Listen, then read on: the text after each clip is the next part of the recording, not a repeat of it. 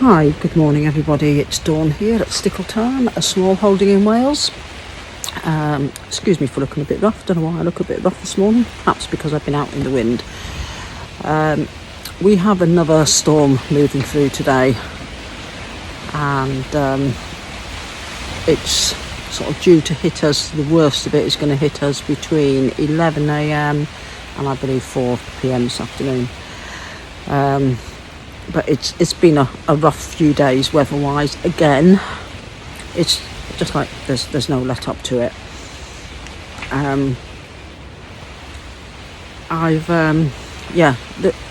This is just a bit of a chatty video just to update you on everything that's been going on. As you'll know from my previous video, we had I did say that we have Martin's parents here, and they're here for the long term. Now this year alone, where are we now? April, first week of April. It's been it's just been a disastrous year, and it just shows how fragile things are on a small holding when you're trying to be self-sufficient, and how fragile the food chain is. So I have got hair, by the way, it's all back here, out the way. I haven't just had some weird haircut.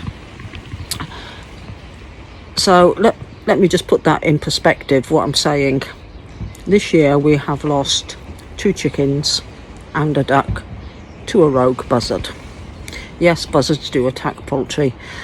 We've often had buzzard attacks before, but we had 3 in the succession of a few days. And you always know when it's a buzzard attack because they pluck the feathers from the bird, and if they're disturbed they just go off and leave the poultry there.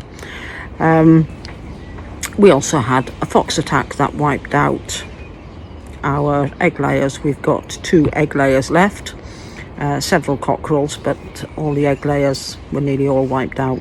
So I'm on the hunt for new poultry stocks. We have still got ducks. So yeah, the wiping out of poultry by foxes and buzzards. We also found a dead stoat in the field, so we suspect, because our egg numbers were down, so we expect the stoat had been taking the eggs. And it's been a battle with rats this year.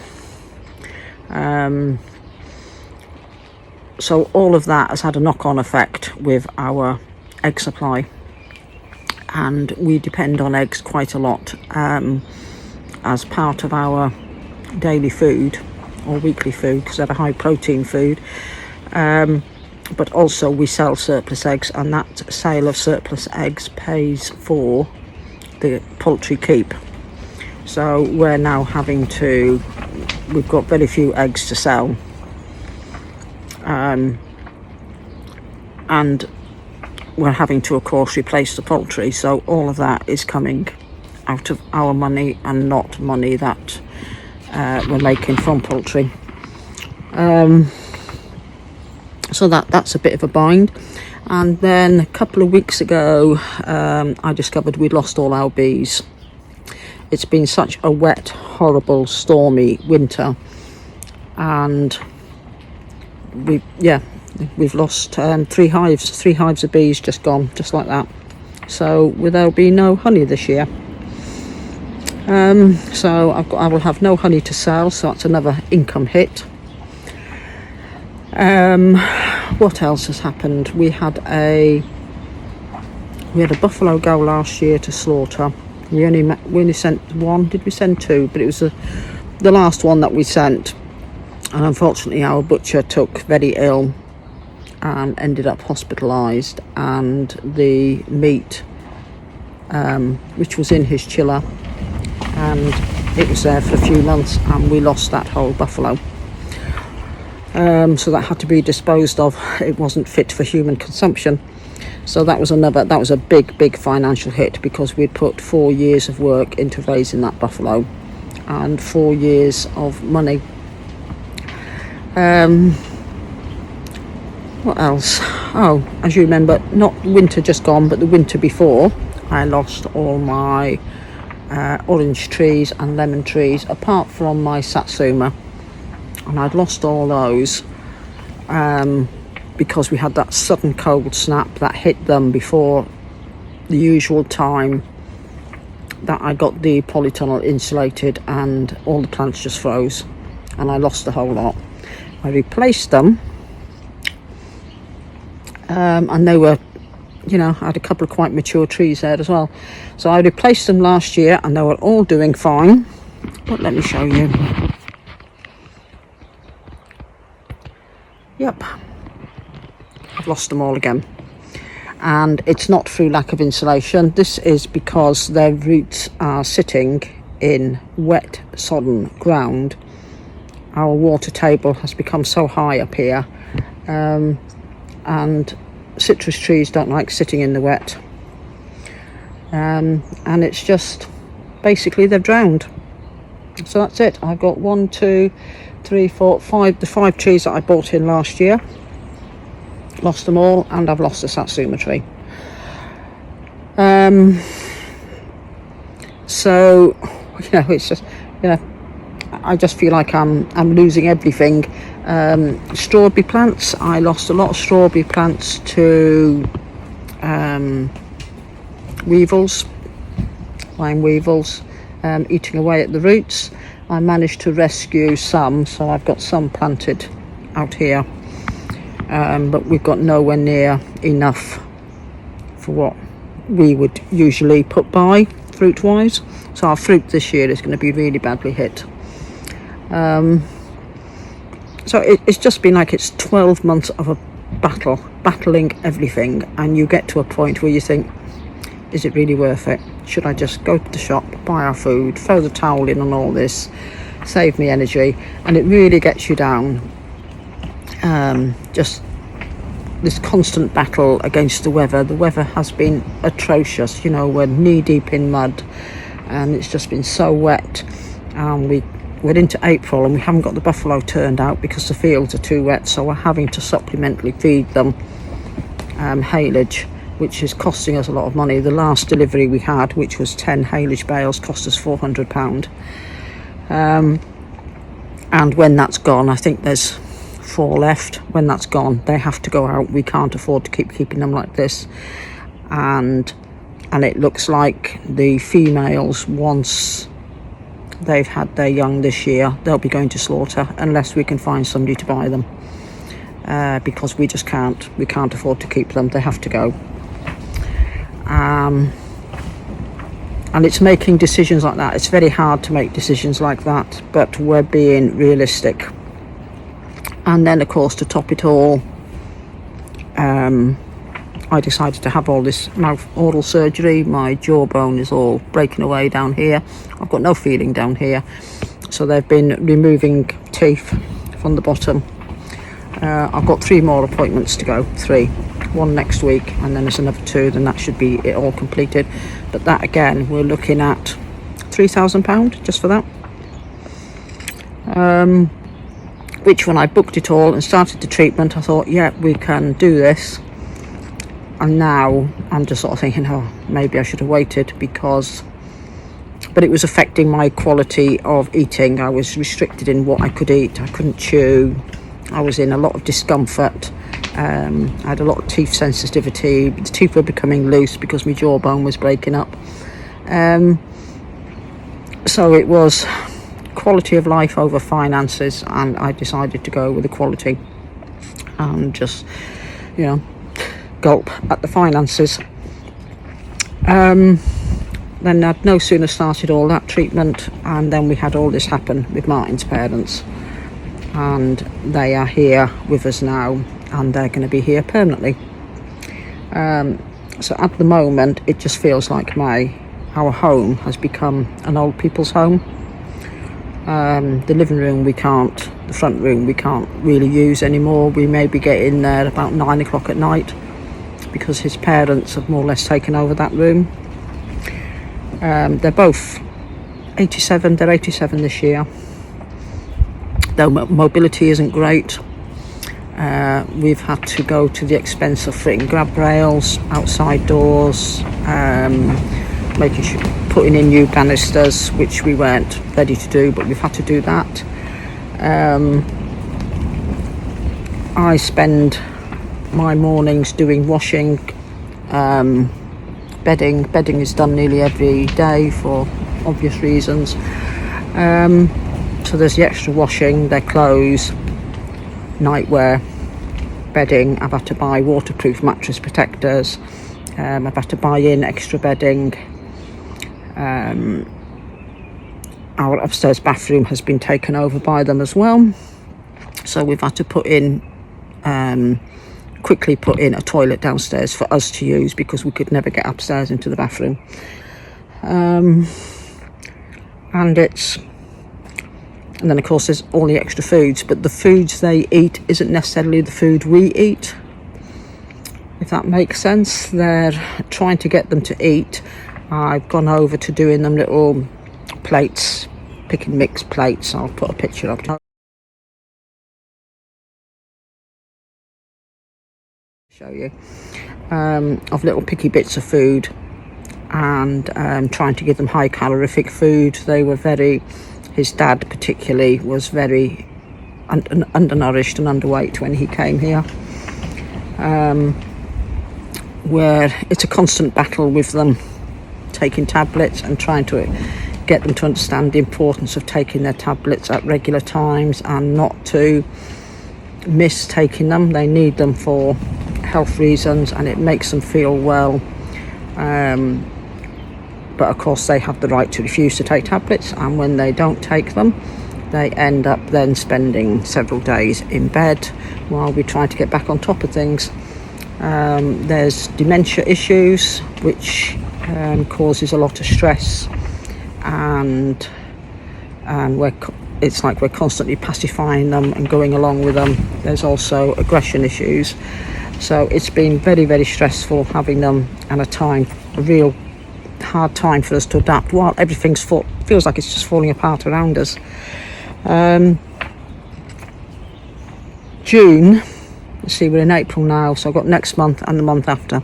End of June I'm supposed to be doing taking part in a big event, 3-day event, and I was making items to be sold at this event. I booked it, paid it, everything. I've got one item made,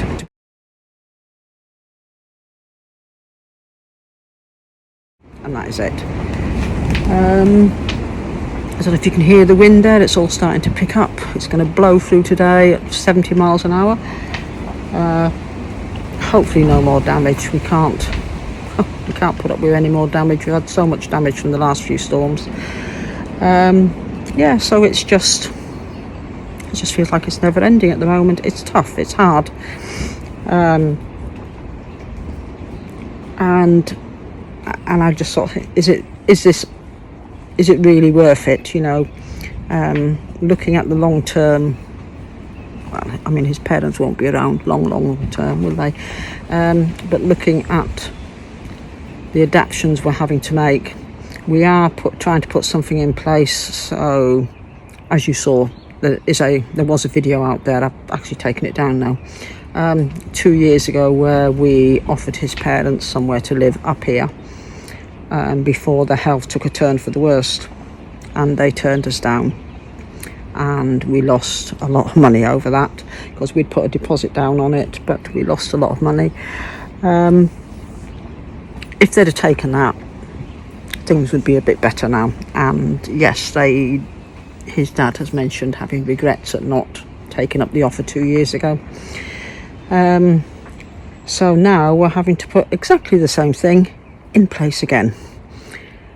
The biggest issue is his parents have come here from France. And they're registered as French residents over there. They have a house to sell, which they keep putting on the market, taking off the market. Every time they have a hospital appointment, they take it off. For some reason, they think it has to come off the market. They won't do a power of attorney. They want to stay in control of everything, although I think it might come to a point that we do a court order power of attorney. The house has to be sold because we cannot financially put in place a home for them here. We can't do that. Not a home where it gives them independence, and we can't have them living with us long term. Neither of us could cope with the stress levels of it. We've been through it with my mum, with my dad, with my stepdad, and I really don't want to go through all of that again and the stress that's involved. So we've got to get that house sold. Martin's got to go back over to France in a few weeks to collect some more belongings of theirs, and all this toing and froing means he's taking time off work. He's had 4 weeks where we've had to cancel everything in the business, so we've had no income for 4 weeks, which again is just another financial strain, and our savings are just going down and going down. Just silly things, buying pill boxes, buying half step stools so they can get in and out the car, buying grab rails, all these bits and pieces, and it all adds up. Surprisingly, it all adds up. Running them to and from doctors, hospital appointments. It's like seems like every day there's something. Either the nurses coming here, district nurses coming here, or we're running them somewhere. We've got a whole week coming up of chiropodist appointments, optician appointments, hearing tests, mental health tests. What else is there that week? There was another one. Oh, they want the hairdressers as well. So that's going to be a whole week of all of that. And during that same week, we've got all these appointments. I've got my final operation on my mouth. At the moment, I just can't really see an end to it all. And I'm so behind with growing veg this year. Most of the plants I'm going to be buying in. I just haven't got time for it. I dug out the incubator this morning. I'm going to try and get some duck eggs on the go.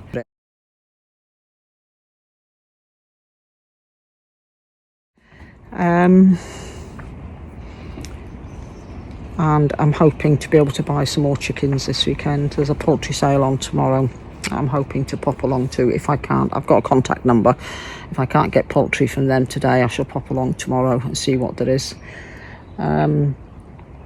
So at the moment, I'm giving myself a good kick up the bum, trying to get things sorted and going again. I have felt very down about it all. Doing a lot of comfort eating. I've piled on all the weight that I lost. So this week, or the past few days, I've decided, right, I've got to take control again. So like I say, I'm chasing up poultry to replace our poultry, got the incubator going. I have bought in tomato plants this year because I never got round to getting any sown. I have been sowing some seeds this week. What I'm trying to do is give myself at least an hour or so each day out of the house doing things, and I managed to buy these two little beauties, and they've got loads of flowers on them, absolutely loads. I'm keeping them in their pots. I nipped into the fruit and veg wholesalers to pick up some of their boxes of stuff for the pigs, and I saw these two. As soon as I pulled into the car park, I recognised them, and I thought they're citrus trees. And so I went over expecting an astronomical price. They're not massive. I suppose they're about a metre tall, covered in flower, and they've got some young fruit as well on them. And they were £15 each. So I bought them, and I've decided I'm going to keep these in pots. I've got some bigger pots going and I'm going to pot them up, but until I get this ground bit sorted, they're not going in the ground. I also have got another lemon and orange tree coming, and they're going to stay in pots as well.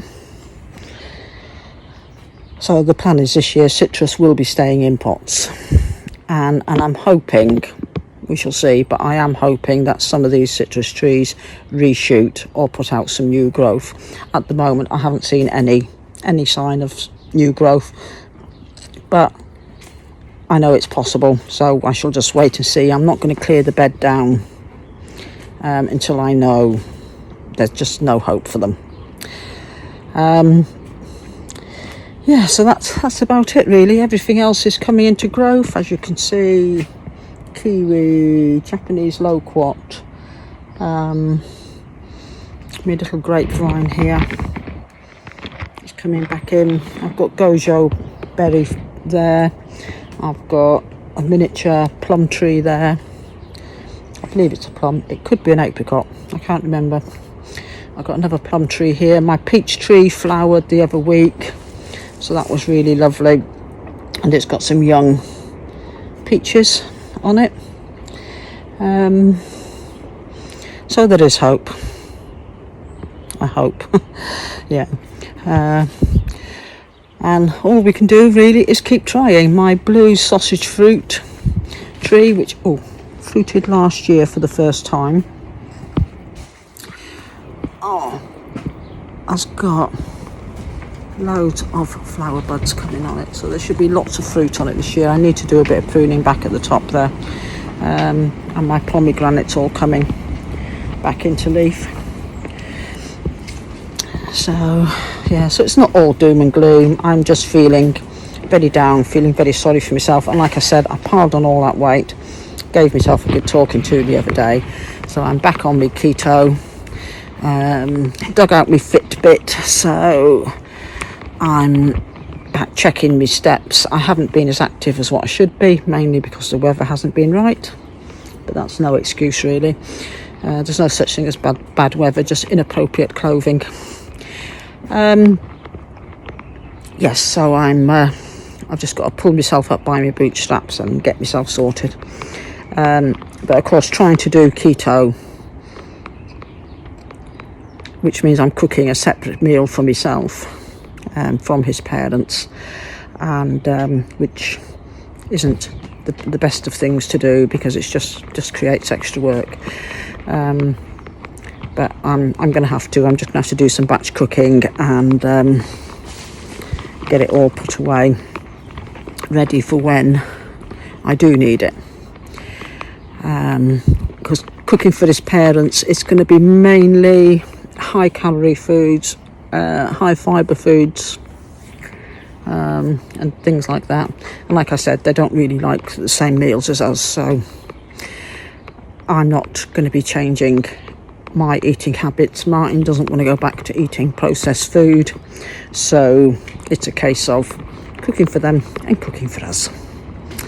Anyway, I'm going to wind up my doom and gloom video here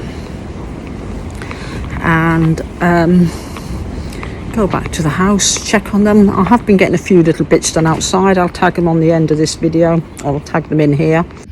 Right, I've managed to get out again for another hour, so I've just turned that heap into there. So I've just got to get this covered over. It's wet enough as it is, and then maybe tomorrow or the next day, whenever, I'll get this heap turned into there, and then we can start a new one again. Right, this area here, I was going to put another polytunnel on. Haven't got time to do that this year, so I've got my onion bed there, which is a big nice raised bed. So this area, what I've been doing is we've been cleaning out the goat house, which is here, and the little ducks are in the back end of the goat house. When all that gets cleared out, it's all been spread here. and the whole lot's just been covered with landscape fabric. And the idea is this summer I'm going to be planting through the landscape fabric, and I'm going to be using this for pumpkins, and just pumpkins. These pumpkins, what we don't use, will be going for animals. Here I am clearing areas around the polytunnels of the bark that's rotten and everything else, but there's a lot of weed seeds in it, so I don't want to put it straight on beds. So I'm taking it up, dumping it here, and this is all going to get covered with black plastic, so that, and it will stay here for a year or so to completely rot down and kill off any weed seeds that are in it.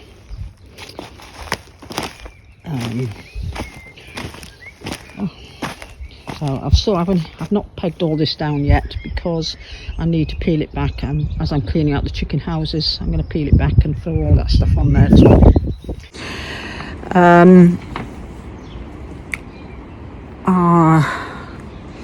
Yeah, so I'm going to finish everything there and say thank you very much for watching, and yeah, let's just try again. That's all we can do, just try again. Take care everybody, and I hope everybody especially in Wales, gets through this storm today with minimal damage, or hopefully no damage, and that the weather is going to be a vast improvement after this week.